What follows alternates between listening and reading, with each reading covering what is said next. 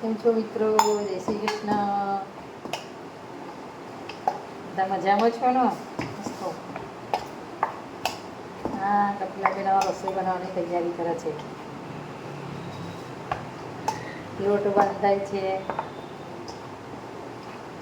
જોડવાનું બંધાશે તો થશે ને.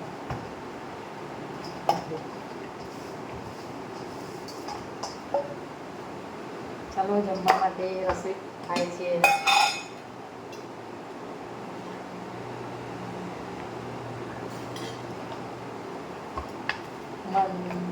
હલગાયેલા મગનું શાક અને રોટલી.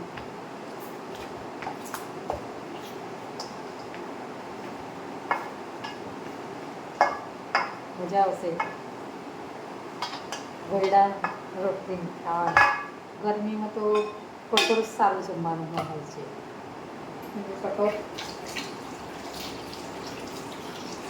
ખાવા માટે સારું હોય છે.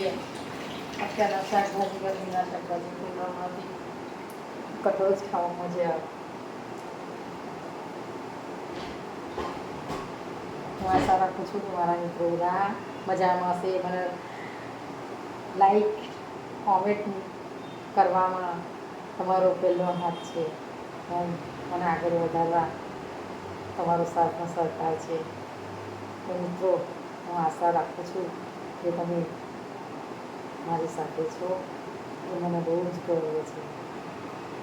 જય શ્રી કૃષ્ણ મિત્રો.